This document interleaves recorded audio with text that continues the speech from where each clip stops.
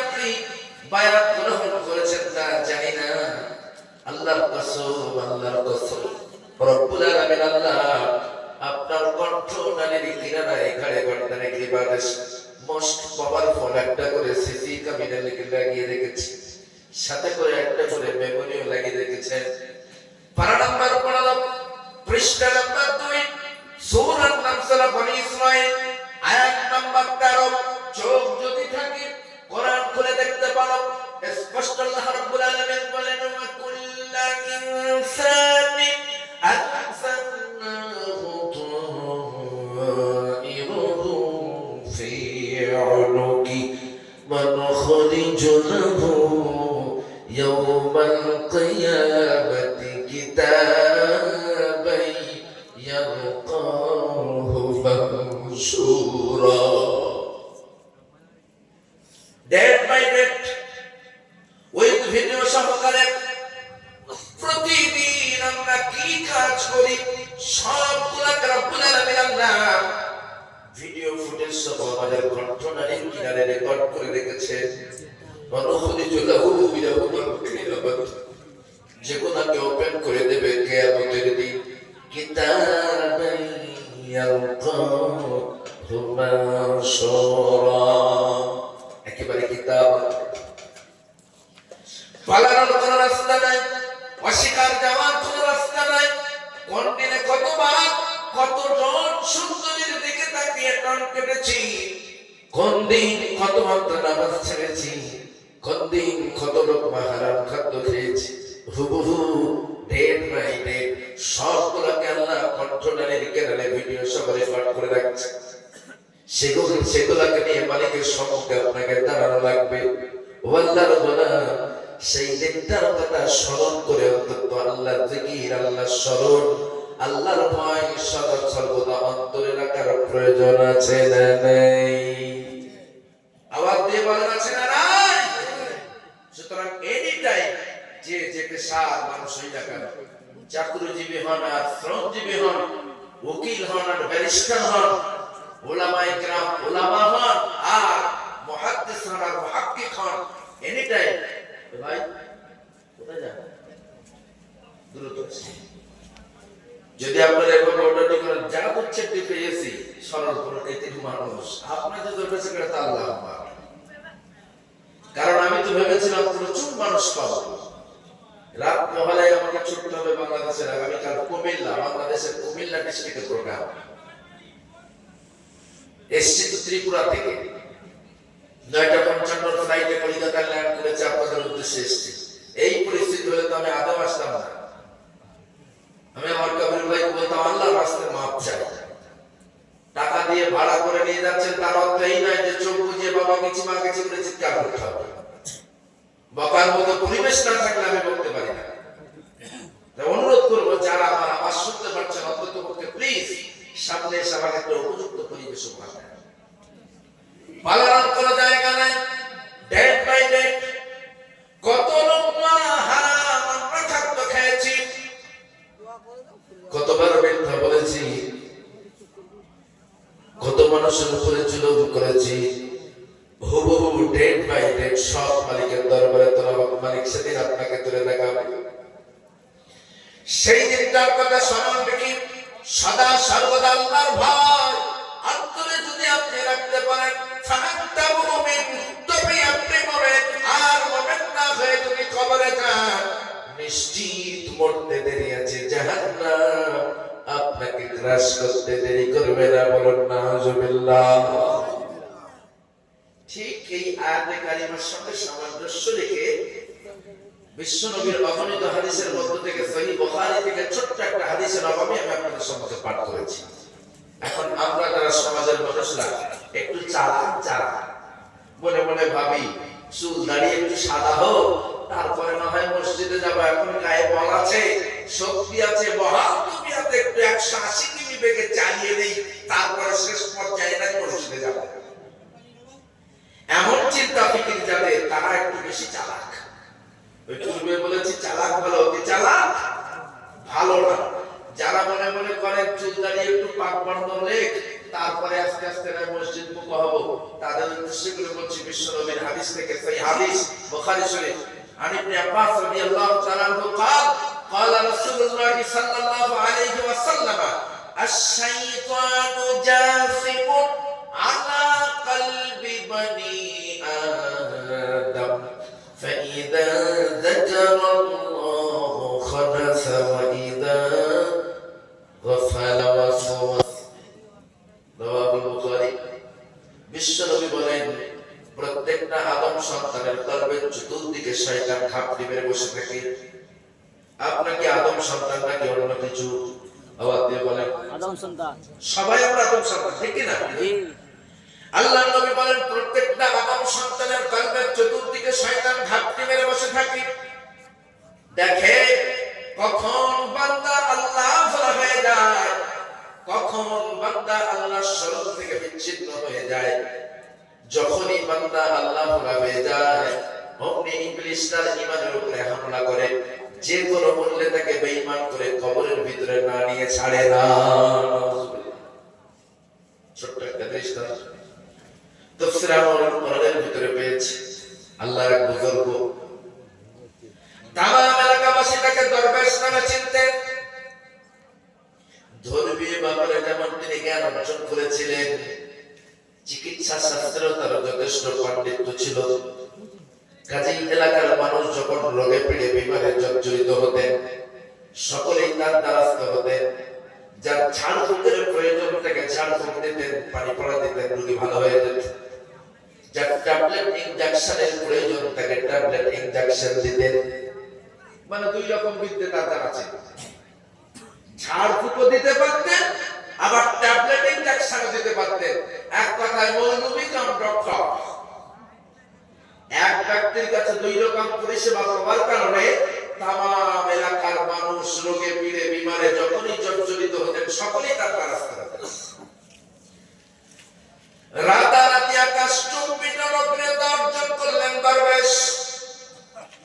ABC anyhow, যে কোনো কেউ রোগে পীড়ে বিমারে যখনই জর্জরিত হতেন, সকলেই তার দ্বারস্থ হতেন।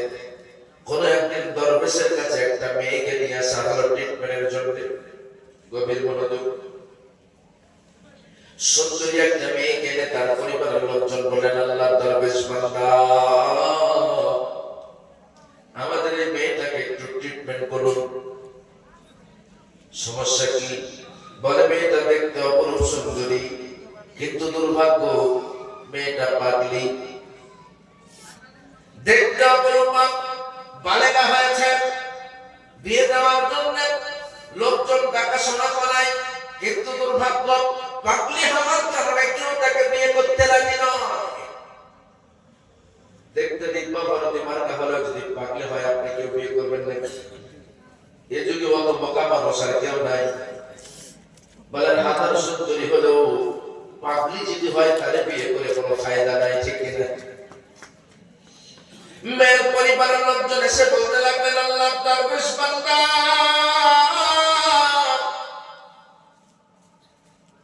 আমরা নিশ্চিত আপনি বড় খোদাভীর মানুষ, বড় আল্লাহওয়ালা মানুষ।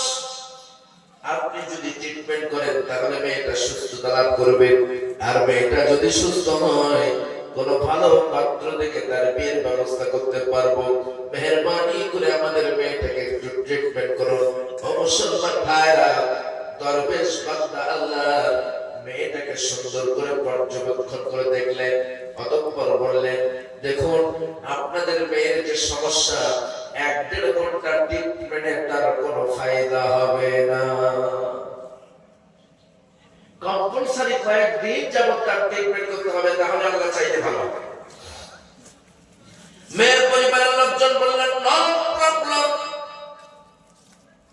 প্রয়োজন হলে 1 সপ্তাহ, 15 দিন, 1 মাস যদি আপনার কাছে অ্যাডমিশন করা লাগে, আমরা অ্যাডমিশন করে রেখে যাব। যে কোনো মূল্যে আপনি মেয়েটাকে ট্রিটমেন্ট করে সুস্থ করুন। কারণ মেয়েটা বড় হয়ে গেছে, বালিকা হয়ে গেছে, পর করে করা লাগবে, বিয়ে দেওয়া লাগবে। যদি মেয়েটা সুস্থতা লাভ না করে, তাহলে মেয়েটা বিয়ে দেওয়া সম্ভব নয়। মেয়ের পরিবারের লোকজন যথারীতি তাকে ভর্তি করে যে যার মতো বাড়িতে চলে গেল। দরবেশ মেয়েটাকে একাকি ট্রিটমেন্ট করবার পরে হঠাৎ করে মেয়েটা রূপ লাবণ্যের প্রতি আকর্ষিত হলো। এত সুন্দর মেয়েটা, অপরূপা, এত সুন্দর। এমন করে মেয়ের রূপ লাবণ্যের প্রতি যখন আকর্ষিত হলো, মেয়েটাকে হত্যা করলো, নিজের চেম্বারের ভিতরে গর্ত করে পুঁতে দিল।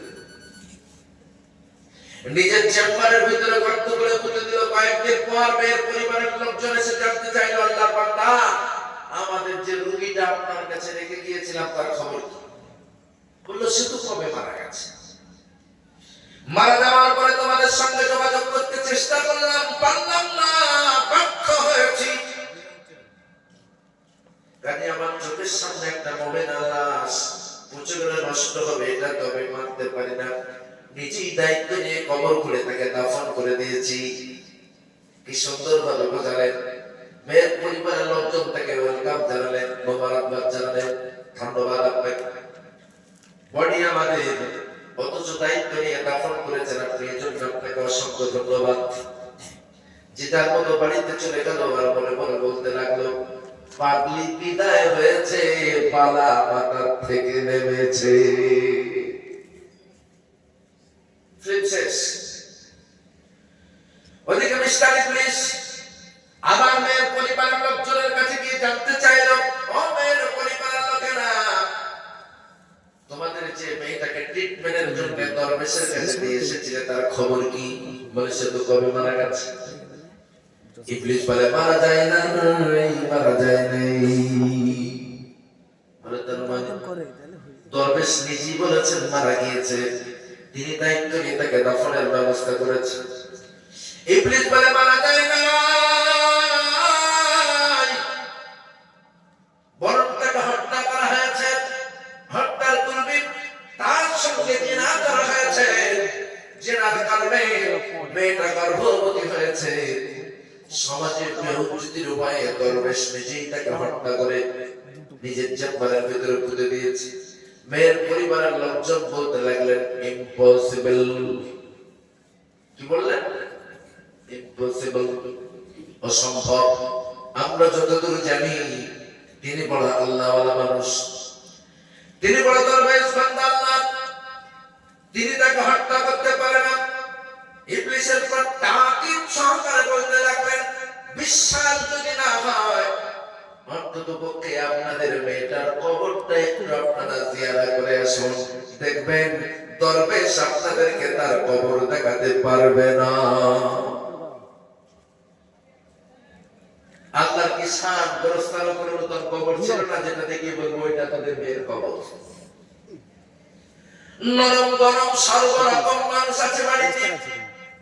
দলবদ্ধ ভাবে আবারও একদল দরবেশের কাছে যে জানতে চাইলেন, আল্লাহর বান্দা, আপনার বিরুদ্ধে আমাদের কোনো দুর্বলতা নাই, তবে হাজার হলেও, পাগলি হলেও মেয়েটা আমাদেরই সন্তান। তার কাফন দাফনে শরীক হতে পারলাম না, কলিজাটা বড়ই কাঁদে।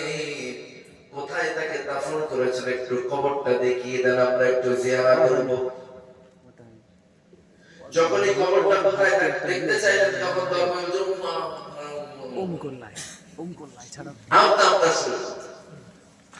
কারণ কবর তো সে দেখাতে পারবে না। আল্লাহর কি শান, সেই সময় কোন নতুন কবর স্থানে যায়।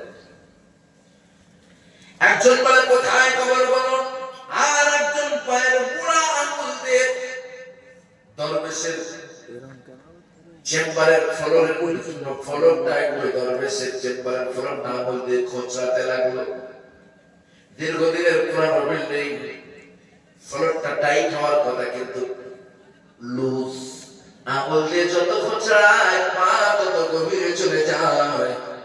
একটু গভীরে যখন পা চলে গেল, টপ করে নিচের থেকে লাশ পচা গন্ধ যখন নাকে আসলো, সন্দেহ বেড়ে গেল। হাতের সাহায্যে মাটি সরাতে লাগলো। যখনই হাতের সাহায্যে মাটি সরাতে লাগলো, অমনি তারা দেখে ফেললো, হ্যাঁ, তাদের পাগলি মেয়েটার বিকৃত লাশ তার চেম্বারের ভিতরে পোতা আছে। মানুষ মারা যাওয়ার পরে ৫-৭ দিন পেরিয়ে গেলে তার ডেড বডি বিকৃত হয়ে যায়, ভরঙ্কার যে দৃশ্য দেখলে সবাই চমকে যায়। হাউ হাউ করে কাঁদতে কাঁদতে তারা বাইরে আসলো। এলাকার মানুষজনকে জানালো, দেখো দেখো, ও এলাকার মানুষ দেখো, আমরা যাকে দরবেশ করে চিনি তার গর্ব দেখো। আমাদের মেয়েটার সঙ্গে দুর্ব্যবহার করে তাকে হত্যা করেছেন, বাড়ির ভিতরে পুঁতে রেখেছেন। যখন এই বাইরের মানুষ জেনে গেল, হাজার হাজার মানুষ দরবেশের চেম্বারটাকে ঘেরাও করলো। ডাইনে বামে সম্মুখে পিছনে সকলের দিক চতুর্দিকে যখন হাজার হাজার মানুষ দরবেশের চেম্বারকে ঘেরাও করলো, দরবেশের পর ভিতর দিক থেকে দরজা বন্ধ করে দিয়ে পড়তে লাগলো, লা ইলাহা ইল্লা আনতা সুবহানাকা ইন্নী কুনতু মিনাজ যালিমিন। গাছের গোড়া কেটে দিয়ে মাথার উপরে পানি ঢালতে লাগলো। বলুন তো দেখি, গোড়া পেরে দিয়ে মাথায় যদি পানি ঢালা হয়, গাছ কি আর বাঁচে নাকি? বাঁচে? ঘন ঘন লা ইলাহা ইল্লা আনতা পড়লো, কিন্তু আর আল্লাহর কোনো মদদ পেল না। আল্লাহর কোনো মদদ আসলো না। বরং খানিক পরে মিস্টার ইবলিস আবার এসে হাজির। সশরীরে ইবলিস আবার দরবেশের কাছে এসে জানতে চাইল, বন্ধু, হোয়াট ইজ দ্য কেস? দরবেশ বলে, বন্ধু, দ্য কেস ইজ রেডি। আগে ছিল ভাই, এরপর হয়ে গেল বাপ। আমার ধর্মের বাপ, যে কোনো বললে আমাকে এই যাত্রায় বাঁচাও, প্রয়োজনে তুমি যা বলবো আমি তাই শুনবো। ইবলিস বলে, বাঁচতে যদি চাও ইমিডিয়েটলি আমাকে সিজদা দাও। কথা দিলাম, যদি আমাকে সিজদা দাও তাহলে আমি তোমাকে স্বর্গে ভাসিয়ে দিয়ে চলে যাব। ও মুসলমান ভাইরা, বাঁচার আশায় দরবেশের পরে ঢুকঢাক করে ইবলিসকে সিজদা যখন দিল, অটোমেটিক্যালি ইবলিস বলতে লাগলো, টাটা বাই বাই, বন্ধু, তোমার আর আমার দরকার নাই।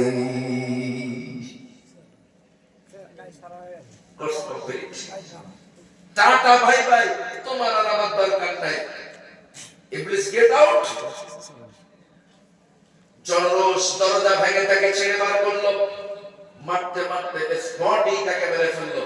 তো আজ আমি আপনাদের কাছে বলতে চাই, হে আল্লাহ বলা, ডাইনে বামে সম্মুখে পিছনে সব আল্লাহ বলা মানুষ। আপনার ডাইনে বামে সম্মুখে পিছনে সব আল্লাহ বলা মানুষ, যাদের কাছে হালাল হারামের কোনো বাদ বিচার নাই, আদেশ নিষেধের কোনো বাদ বিচার নাই, কোনটা শরীয়তের আদেশ কোনটা নিষেধ এই বিষয়ে তাদের কোনো বিবেচনা নাই, কোনটা হালাল কোনটা হারাম এই বিষয়ে তাদের কোনো বাদ বিচার নাই। সামনে যা পাবে তাই খাবে। এর মধ্যে আপনি যদি নিজেকে হারাম মুক্ত রাখতে চান, আপনি যদি হালাল খাদ্য খেতে চান, হারাম মুক্ত নিজের বডিটাকে রাখতে চান, আল্লাহ বলেন ওই হারামখোরগুলো পাগলা কুত্তার মতো তোমাকে গ্রাস করবে।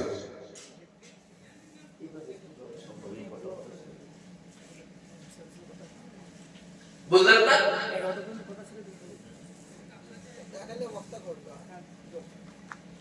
মুসলমান ভাইরা,